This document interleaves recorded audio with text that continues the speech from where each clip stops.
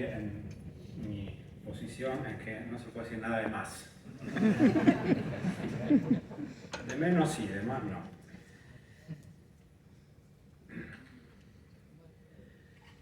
Bueno, primero quiero hacer explícito mi agrado por la celebración de esta jornada. Estoy seguro de que eventos como este contribuyen a difundir un mecanismo de resolución de controversias que a mi criterio tiene un gran potencial para dinamizar los intercambios y con ello la generación de riqueza y de bienestar, y es además una instancia más del ejercicio de la autonomía de la voluntad. Debe ser sin duda promovida. Por otro lado, celebro la jornada pues nos permite compartir ideas sobre un tema mucho más específico que se quiere tratar yo, que es construir un rol, una visión, una concepción acerca de cuál debe ser el mandato de los jueces o la competencia de los jueces en los procedimientos arbitrales.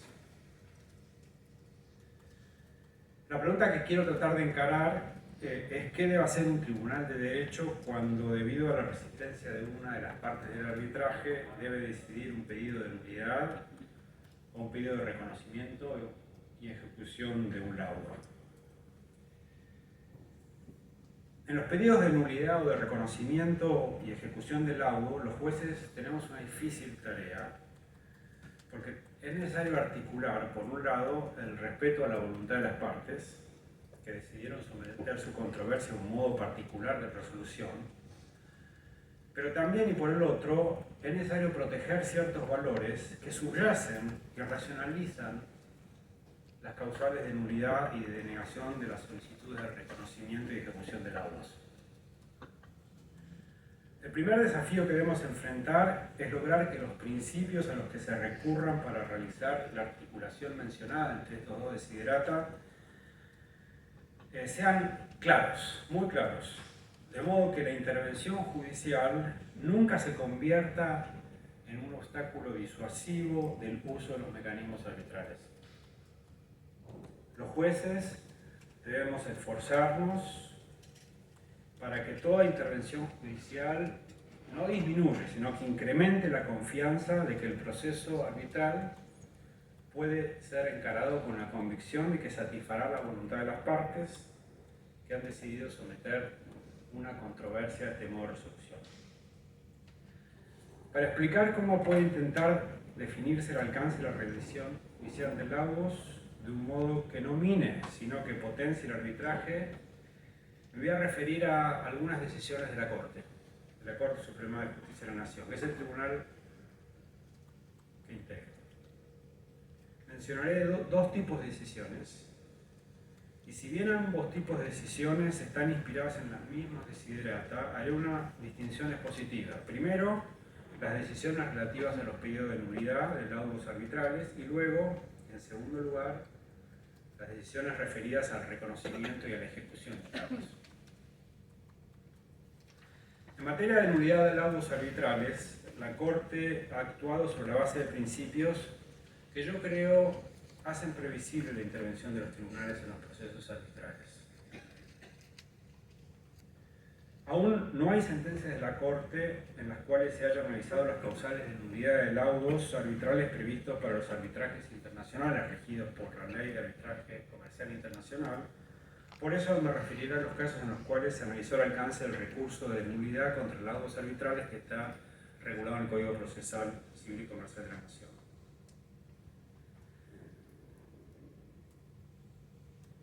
El primer principio aplicado por la Corte es que cuando se resuelve un recurso de nulidad interpuesto contra un laudo arbitral, no se puede revisar o alterar las decisiones de fondo adoptadas en el pronunciamiento arbitral, o lo que es lo mismo, que los tribunales no deben revisar los méritos de las consideraciones a la luz de las cuales se resolvió la disputa entre las partes por parte de los árbitros.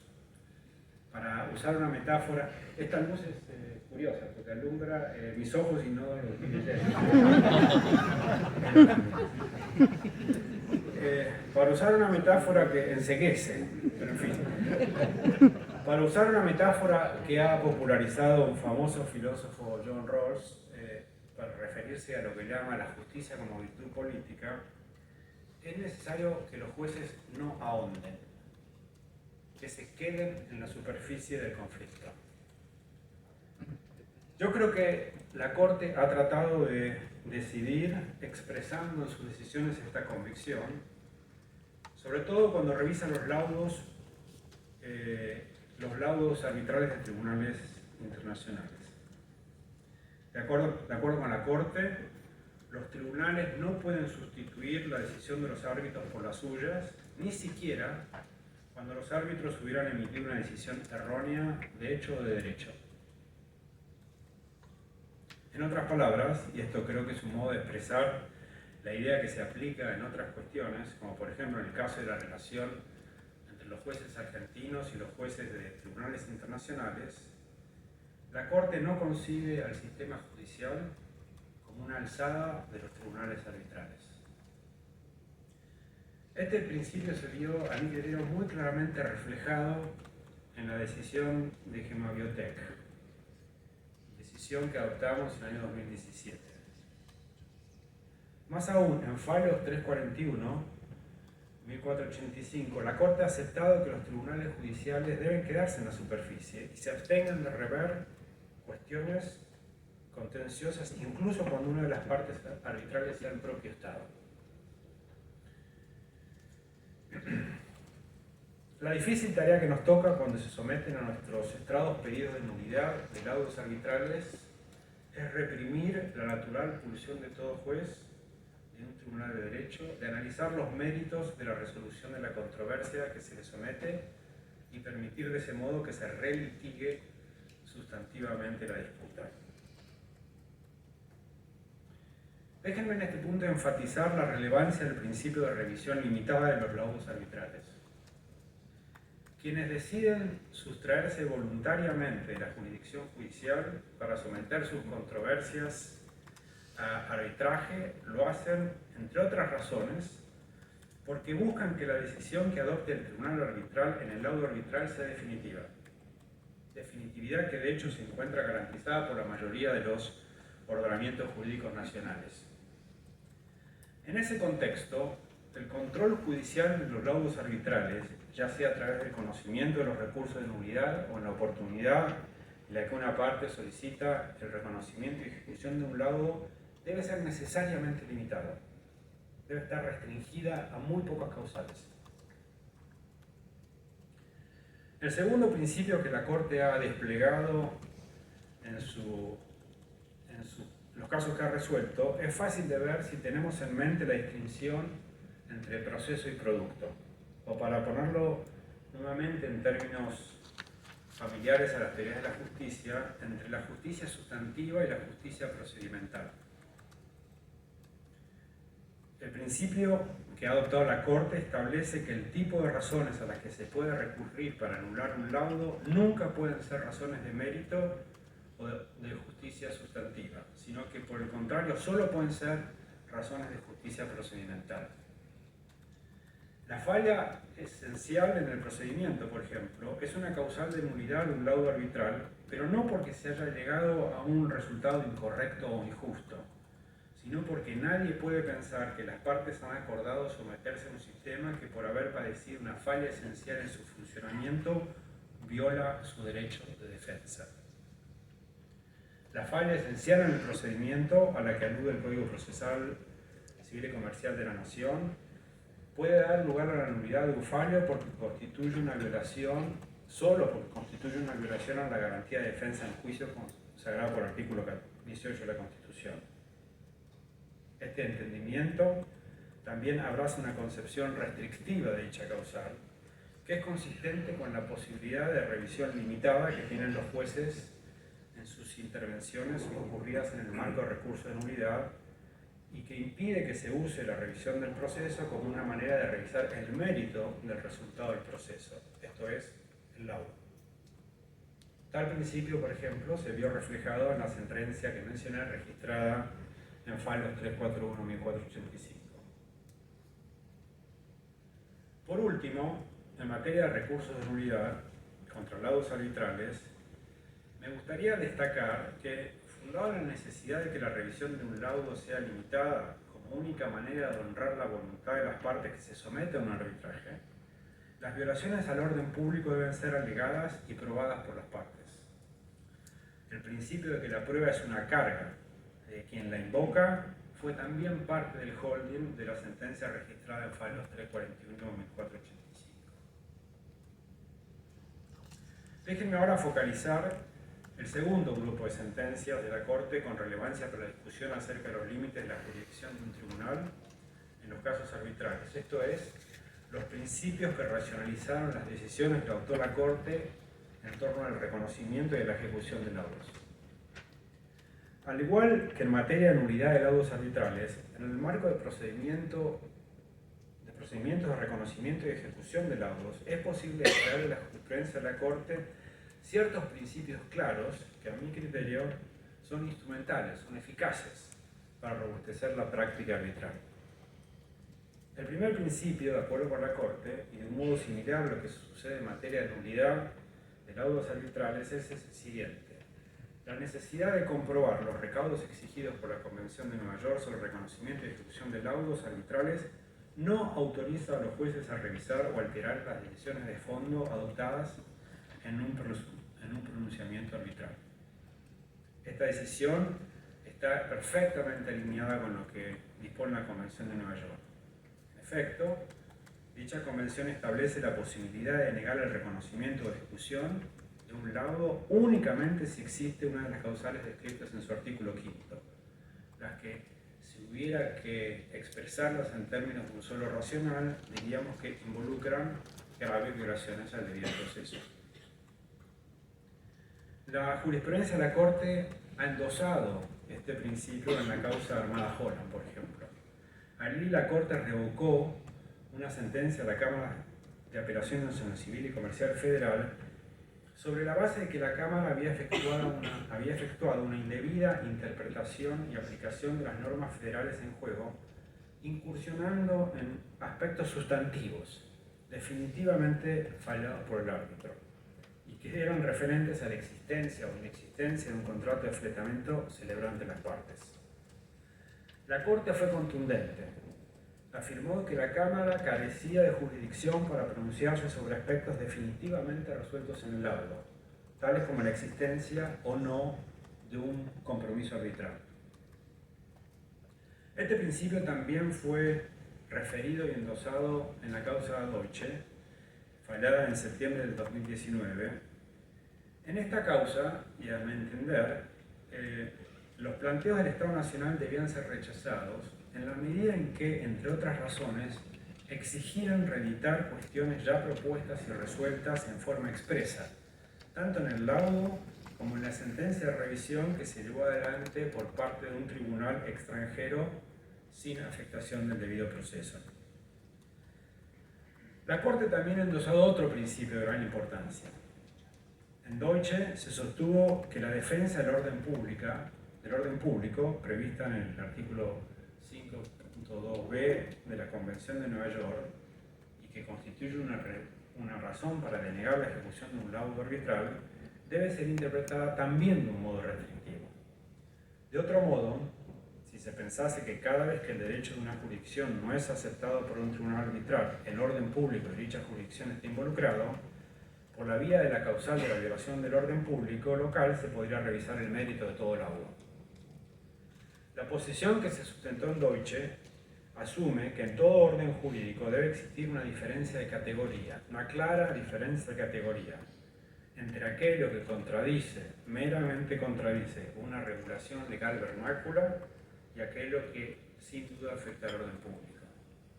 Nuevamente, si no existiese esta diferencia categorial, la Convención de Nueva York no tendría ninguna eficacia y, más radicalmente, no tendría razón de ser, pues los laudos arbitrales nunca podrían ser ejecutados en los estados contratantes.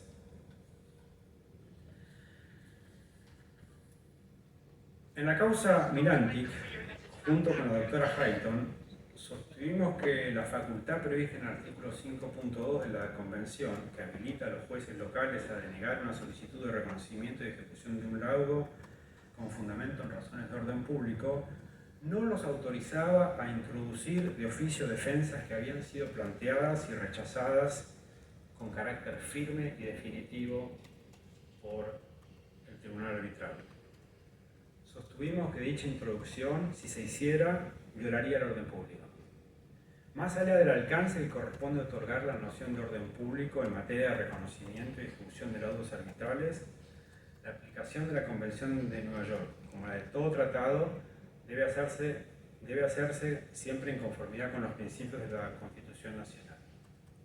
En ese caso y sobre esa base, entendimos que la intervención oficiosa de los tribunales locales, tribunales judiciales locales, implicaba un desconocimiento del principio de congruencia y de la cosa juzgada, cuya raigambre constitucional ha sido reconocida innumerables veces y casos por parte de la Corte Suprema, y su respeto es una exigencia del orden público local. En otras palabras, pensamos y decidimos que así como de dos males no se obtiene un bien, la referencia al orden público que hace un tribunal jurisdiccional local para anular un laudo no podía hacerse a su vez violando el orden público. Para finalizar, el último principio que entiendo la Corte que integra honrado y que promociona el arbitraje está vinculado con la necesidad de adoptar una actitud interpretativa a favor de la ejecución de los laudos arbitrales. La interpretación de la Convención de Nueva York, como la de todo tratado internacional, debe ser realizada conforme las pautas de interpretación de la Convención de Viena sobre el derecho de los tratados, esto es, de buena fe, de acuerdo con el sentido corriente que haya de atribuirse a los términos del tratado en el contexto de estos y teniendo en cuenta su objeto y fin. El objeto y fin de la Convención de Nueva York es facilitar el reconocimiento y ejecución de los laudos arbitrales y la resolución de conflictos internacionales a través del arbitraje. En virtud de estas explícitas disposiciones, al interpretar la Convención, los jueces deben adoptar un enfoque interpretativo a favor de la ejecución del laudo. En este sentido, en la ya mencionada causa Deutsche, la Corte entendió que correspondía confirmar la sentencia de Cámara que había ordenado la ejecución parcial del laudo extranjero sujeto a las normas de consolidación argentinas. En un voto concurrente, yo fundé mi decisión en el principio justamente a favor de la ejecución de los laudos arbitrales extranjeros. Así, de acuerdo con mi voto, si hay una ley local más favorable al ejecutante y la parte quiere valerse de ella, la Corte, del lugar del reconocimiento y ejecución, no tiene discreción para determinar si esa disposición más favorable debe aplicarse o no. Basta la decisión de quien solicita la ejecución del laudo. La debe aplicar la Corte en virtud del principio pro arbitraje. En este contexto, la Corte sostuvo que hacer lugar al pedido de ejecución de la demandante no importaba sostener que los tribunales nacionales habían modificado la sustancia del laudo arbitral, sino por el contrario, que habían reconocido el derecho del ejecutante de valerse de las normas del lugar donde pretende hacerlo cumplir cuando ellas son más favorables para el reconocimiento y ejecución del arbitraje. Para terminar estas breves palabras, quiero sintetizar lo que he dicho hasta aquí. En el marco del control judicial de los procedimientos arbitrales, los jueces deben guiarse por los siguientes principios. Primero, no deben revisar ni alterar las decisiones de fondo adoptadas en un pronunciamiento arbitral. Segundo, deben exigir que quien alegue una violación del orden público la pruebe. Tercero, no deben endosar una concepción, por ponerlo de alguna manera, expansiva del orden público. Cuarto, no pueden reintroducir de oficio defensas que habían sido planteadas y rechazadas en instancias anteriores con carácter ya firme. Y finalmente, quinto, deben realizar interpretaciones conforme al objeto y fin del arbitraje, que es precisamente promover el comercio internacional. Estos principios permitirán robustecer la previsibilidad, que a mi criterio es el valor inmanente del derecho. Permitirán que los jueces, en el control judicial del procedimiento arbitral, ya sean los casos de peticiones que buscan la nulidad de laudos o en los casos en donde se busca su reconocimiento y exclusión, se desarrollen con una expectativa cierta acerca del grado de intervención que tendrán en el procedimiento arbitral. Agradezco nuevamente la gentileza de haberme invitado y muchas gracias por su atención.